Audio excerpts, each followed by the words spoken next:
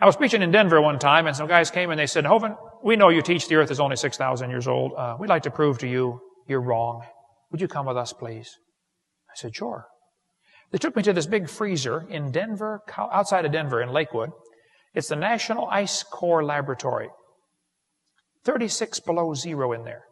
They put this big suit on me, big hat, big gloves, big boots. I was freezing in 5 seconds when I walked in there. I got Florida blood, you know, it's real thin.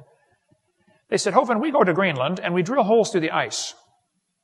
You know, government job. And we take this big pipe, we drill it down in, and we bring this ice core out of the middle of the pipe, and we save it in this big freezer here in Lakewood, Colorado. We have 10 ice cores stored in this freezer. They said, they took me over and showed me one of the ice cores. They said, you see these rings on here? It looks like tree rings, dark, light, dark, light. I said, oh yeah, it's real clear. They said, well, what happens in the summer, the snow melts a little bit, and then it refreezes and makes clear ice. Shows up dark on the picture. In the winter, the snow just packs. It doesn't get a chance to melt. And so it shows up as a white layer. So these layers represent summer, winter, summer, winter, summer, winter, summer, winter. They said, now the deepest hole we've ever drilled is 10,000 feet deep. And we counted these ice rings, and there were 135,000 of them. And now you're going around telling everybody the earth is 6,000 years old. We can prove it's at least 135,000. I said, fellas, aren't you assuming those are annual rings? See, they didn't know about the Lost Squadron, apparently. But in World War II, some airplanes ran out of gas and landed in Greenland. Has anybody ever heard of the Lost Squadron? Okay, it's been on TV a bunch of times. Well, the airplanes got left there in 1942. They went on and fought the war. Everybody forgot about them until a rich millionaire from Kentucky got a brilliant idea. Go find those airplanes and bring them home. He went there looking for the airplanes. They had to use ground-penetrating radar to penetrate the ice, and they located the planes. They melted a hole to get down to a P-38. It was 263 feet below the surface. They melted this hole down to get to the plane, took the plane apart, and brought the pieces back up through the hole and put it back together in Middleborough, Kentucky, not too far from here. How far is Middleborough from Knoxville? 2 hours, maybe? Okay. The planes, that's where its home base is, Middleborough. Well, the planes were in the ice for 48 years. They were 263 feet down. That's 5.5 feet a year. Now, the deepest hole they've ever drilled is 10,000 feet. You divide that by 5.5, you get 1,800 years. I know deeper layers get squished, called glacial firn, so really 4,000 years is plenty of time to put all the ice at the North and South Pole. So why isn't there more ice at the North and South Pole? I visited the museum and saw the guy who dug out the airplane. His name is Bob Carden.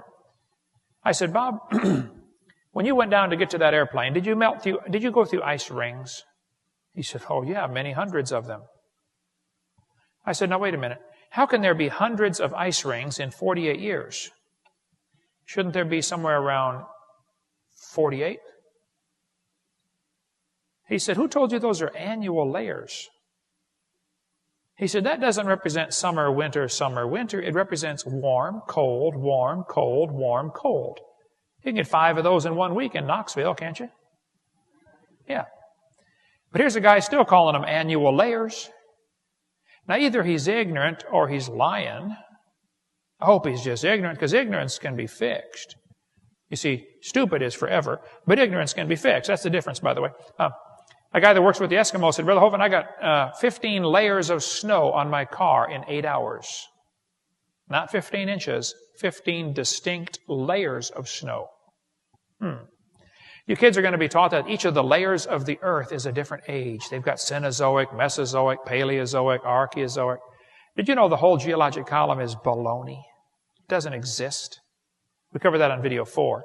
All over the world, petrified trees are found standing up, connecting these rock layers. Petrified tree connecting a bunch of layers can't be millions of years difference in the age of those layers. One in Cookeville, Tennessee, not far from here. The bottom is coalified, the center is petrified, the top is coalified again. Runs through 2 coal seams. Cover more on that on video 6 about coal formation. Mount St. Helens blew trees into Spirit Lake. They're going to petrify very quickly, standing up. That's the way they sank to the bottom. They got waterlogged. Wood petrifies quickly. Here's petrified firewood. There's a petrified fish giving birth. It does not take millions of years to give birth. Petrified cowboy boot with the cowboy's legs still in it. The article's on the table down here called the Limestone Cowboy.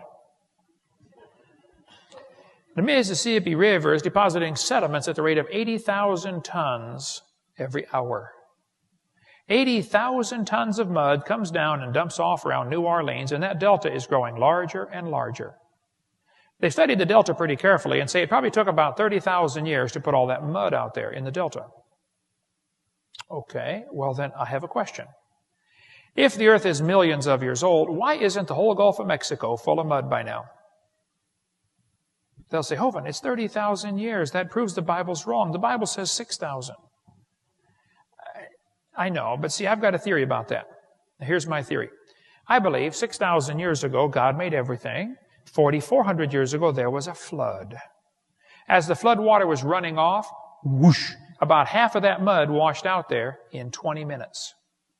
So it looks like it took 30,000 years to get the mud out there. It took about 20 minutes.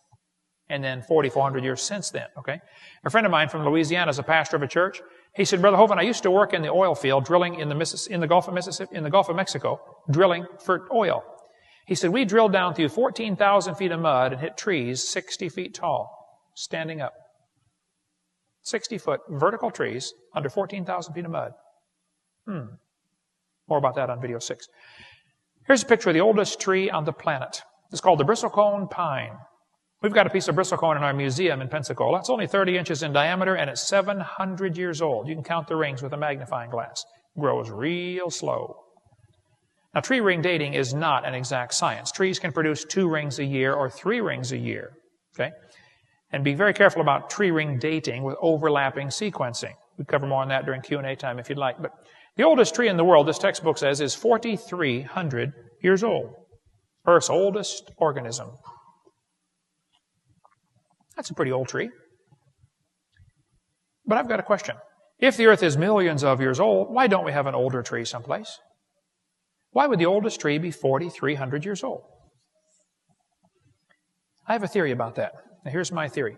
I believe about 6,000 years ago, God made everything, and 4,400 years ago, there was a flood. And so I predict the oldest tree ought to be somewhere around 4,300 years old.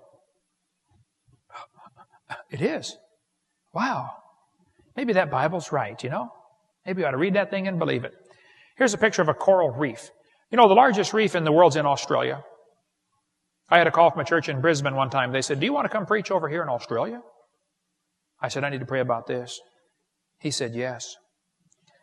I took my whole family over to Australia. My daughter and I got to go scuba diving at the Great Barrier Reef. It was incredible. Some of the reef was destroyed during World War II by ships and anchors and bombs and stuff like that. So the environmentalist wackos went out there to see how fast it grows back. They watched the reef grow for 20 years. It was a government project. After watching it grow for 20 years, they said the reef is less than 4,200 years old. Okay, well then I have a question. If the earth is millions of years old, why don't we have a bigger reef someplace? Why on earth would the biggest reef be only 4,200 years old? I have a theory about that. I bet you know what it is, don't you? Can you figure it out by now? Okay.